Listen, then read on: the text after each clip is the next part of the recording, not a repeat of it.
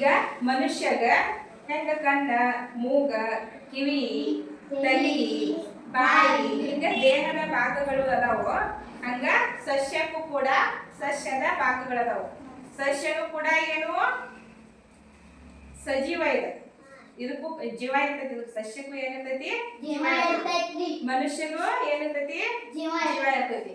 ಇದು ಸಸ್ಯಕ್ಕೂ ಏನಿರ್ತೈತಿ ಜೀವ ಇರ್ತೈತಿ. ಬೆಳವಣಿಗೆ ಆಗ್ತೈತಿ. ನೀರ್ ಹಾಕಿದ್ರ ಸಸ್ಯ ಏನಾಗ್ತೈತಿ ಬೆಳಿತೈತಿ. ನಾವು ಊಟ ಮಾಡಿದ್ರ ನಾವೇನಾಗ್ತು ಬೆಳಿತೀವಿ. ಯಾವ ಬೆಳವಣಿಗೆ ಯಾವತ್ತ ಬೆಳವಣಿಗೆ ಐತೋ ಅದು ಜೀವಂತನೇ ಇರ್ತೈತ. ಇದು ಸಜೀವನ ನಿರ್ಜೀವನ ಸಜೀವ ಇದೆ. ಸಜೀವ ಅಂದ್ರೆ ಜೀವಂತ ಇರುವ ವಸ್ತುಗಳಿಗೆ ಸಜೀವ ಅಂತ ಕರಿತೀವಿ. ನಿರ್ಜೀವ ಅಂದ್ರೆ ಜೀವ ಇರ್ಲಾರ್ದ ವಸ್ತುಗಳು ಏನದಲ್ಲ ಅದಕ್ಕ ನಿರ್ಜೀವ ಅಂತ ಕರಿತೀವಿ.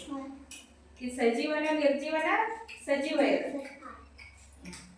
ಇದು ಭಾಗಗಳು ಇದೇನಿದು ಇದು ಕಾಯಿ, ಇದು ಎಲೆ, ಇದು ಹೂ, ಇದು ಬೇರು.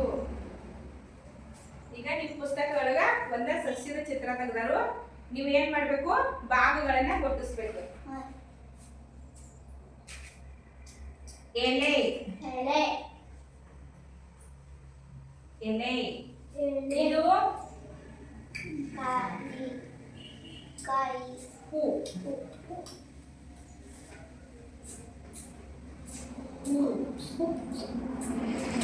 ಇದು ಕಾಯಿ,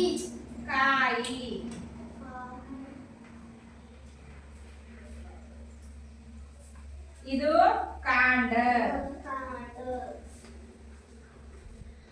ಕಾಂಡ,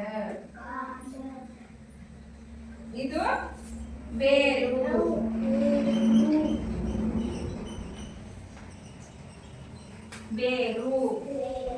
ಸಸ್ಯದ ಭಾಗಗಳಲ್ಲಿ ಇದೇನಿದು ಹೂವು, ಇದು ಎಲೆ, ಇದು ಇದು ಕಾಂಡ, ಇದು ಬೇರು. ಸಸ್ಯದ ಭಾಗಗಳಲ್ಲಿ ಅತಿ ಸುಂದರವಾದ ಭಾಗ ಯಾವುದು? ಯಾವ್ದು ಅತಿ ಸುಂದರವಾದ ಭಾಗ ಯಾವುದು? ಹೂವು. ಇದು ಗೊತ್ತಾಯ್ತು?